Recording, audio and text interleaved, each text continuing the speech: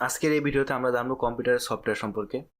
আমরা প্রথমেই বলে নিয়েছিলাম কম্পিউটার আসলে দুটো জিনিসের সমন্বয়ে চলে, একটি হচ্ছে হার্ডওয়্যার, একটি হচ্ছে সফটওয়্যার। তো আমরা হার্ডওয়্যার সম্পর্কে অলরেডি একটি পূর্ণাঙ্গ ধারণা পেয়েছি, আজকে আমরা সফটওয়্যার সম্পর্কে জানবো। সফটওয়্যার হচ্ছে যে আমাদের একটা কম্পিউটার প্রাণ বলা হয়, যেমন আমরা বলি মানুষের শরীর, তো মানুষের শরীরটা হচ্ছে আমাদের হার্ডওয়্যার, আর মানুষের যে প্রাণটা থাকে সেটা হচ্ছে সফটওয়্যার।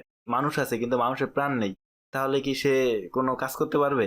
তো এইরকম যে আমাদের জাস্ট যদি একটা কম্পিউটার থাকে কিন্তু কম্পিউটারের মধ্যে কোনো সফটওয়্যার নেই, তাহলে সে কম্পিউটারটা কাজ করতে পারবে না। তো আমাদের এই কম্পিউটার যে সফটওয়্যার আছে, এই সফটওয়্যারটাকে প্রধানত দুইটা শ্রেণীতে ভাগ করা যায়।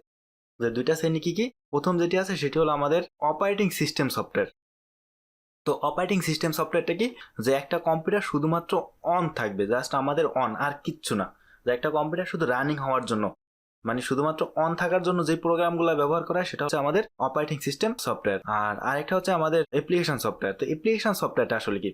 তো অ্যাপ্লিকেশন সফটওয়্যারটা হলো আমাদের একজন ব্যবহারকারী বা একজন কম্পিউটার ইউজার তার নিজ প্রয়োজনে যে সফটওয়্যারগুলো ব্যবহার করে সেটি হলো আমাদের অ্যাপ্লিকেশন সফটওয়্যার। তো এখন দেখেন, আমাদের একটা কম্পিউটার যখন আমরা নতুন কিনি তখন তার ভিতর কিন্তু কোনো সফটওয়্যার দেওয়া থাকে না।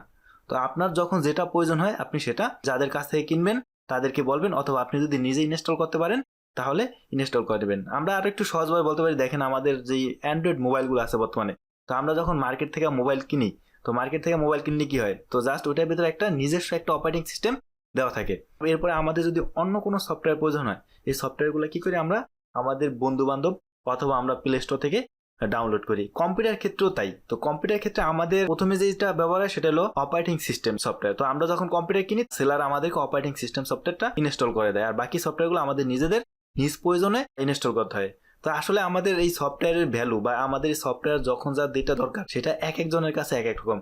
যেমন আমার কাছে, আমি যদি ভিডিও এডিটিং করি তাহলে আমার ভিডিও এডিটিং সফটওয়্যার দরকার। তো আপনি যদি আরেকজন আছে যে অফিসিয়াল কাজ করে, তার জন্য অফিসিয়াল মাইক্রোসফট অফিস প্রোগ্রামটা দরকার। কিন্তু যারা একজন মেমোরি কার্ড লোড করে, তো তাদের কাছে আসলে এই সফটওয়্যার কোনো ভ্যালুই নেই, তারা এই সফটওয়্যারটা কোনো মূল্যই দিবে না। অথচ আপনি দেখেন, আপনি টাকা খরচ করে এই সফটওয়্যারটার কাজ শিখতেছেন, যে আসলে এক একজনের কাছে এক এক রকম সফটওয়্যার প্রয়োজন হতে পারে। তো আমাদের দেখেন এই যে অপারেটিং সিস্টেম সফটওয়্যারটা আছে, তো অপারেটিং সিস্টেম সফটওয়্যারটা বেশ কয়েকটা কোম্পানি তৈরি করছে। তার মধ্যে আমাদের সবচেয়ে জনপ্রিয় যেটা, সেটা হচ্ছে মাইক্রোসফটের উইন্ডোজ অপারেটিং সিস্টেম।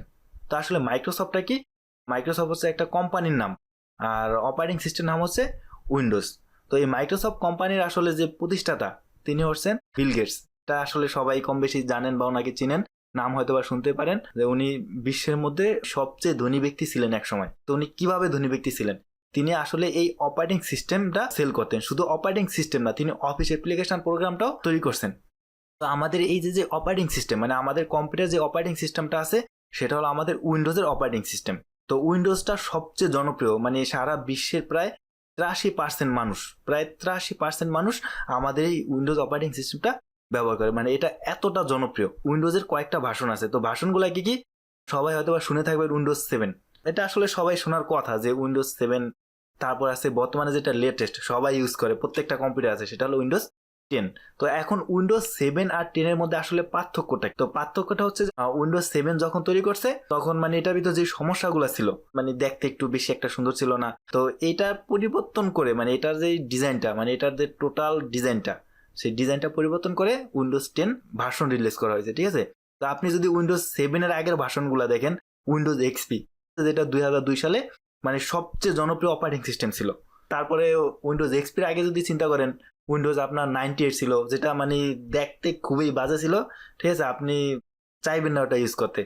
তো তারপরে উইন্ডোজ এক্সপি বের করছে ওরা, এক্সপির পরে 7 এর পরে বর্তমানে 7 এর পরে একটা ভার্সন বের করছিল, সেটা হলো উইন্ডোজ 8। তো উইন্ডোজ 8টা আসলে ততটা মানে জনপ্রিয়তা হয় না, এর বিভিন্ন সমস্যা ছিল। তারপরে সর্বশেষ যেটা ভার্সন সেটা হলো উইন্ডোজ 10। এখন উইন্ডোজ 7 আর উইন্ডোজ 10 প্রায় সেম, কিছু কিছু জায়গায় খালি একটু পরিবর্তন আছে। তো এটা আসলে আমরা একটু দেখলেই বুঝতে পারবেন, এটা আসলে বেশি কোনো পার্থক্য না। তো এটা ছিল আমাদের অপারেটিং সিস্টেম সম্পর্কে ধারণা। এরপরে আমাদের যেটা আছে সেটা হলো অ্যাপ্লিকেশন সফটওয়্যার। তো অ্যাপ্লিকেশন সফটওয়্যারটা আসলে, তো আমরা অলরেডি বলছি যে অ্যাপ্লিকেশন সফটওয়্যার মানে একজন ব্যবহারকারী তার নিজ প্রয়োজনে যে সফটওয়্যারগুলো ব্যবহার করে সেটা হচ্ছে আমাদের অ্যাপ্লিকেশন সফটওয়্যার। এখন অ্যাপ্লিকেশন সফটওয়্যারটা আসলে যখন যার যেটা প্রয়োজন সে সেটা ব্যবহার করে। এখন এই অ্যাপ্লিকেশন সফটওয়্যার আপনি কোথায় পাবেন, কিভাবে ইনস্টল করবেন, এটা নিয়ে আমাদের সফটওয়্যার ইনস্টলেশনের 2 থেকে 3টা ক্লাস আছে। ওই ক্লাসগুলোতে ডিটেলস আমাদের সম্পূর্ণ বোঝানো হবে যে সফটওয়্যারগুলো কোথায় পাবেন, কিভাবে সংগ্রহ করবেন, কিভাবে ইনস্টল করবেন, সেটা আপনি ওই ভিডিওতে পাবেন। তো আপাতত জাস্ট এতটুকু বুঝে রাখেন যে সফটওয়্যারটা দুই ধরনের হয়, একটা হলো অপারেটিং সিস্টেম সফটওয়্যার আর আরেকটা হচ্ছে অ্যাপ্লিকেশন সফটওয়্যার। তো অপারেটিং সিস্টেমটাকে আবার একটু বলি। অপারেটিং সিস্টেম সফটওয়্যারটা হচ্ছে আমাদের কম্পিউটারটা শুধুমাত্র অন থাকার জন্য যে প্রোগ্রামটা দরকার সেটা হচ্ছে অপারেটিং সিস্টেম সফটওয়্যার। আর একজন ব্যবহারকারী তার নিজ প্রয়োজনে যে সফটওয়্যারগুলো ব্যবহার করে সেগুলো হচ্ছে আমাদের অ্যাপ্লিকেশন সফটওয়্যার।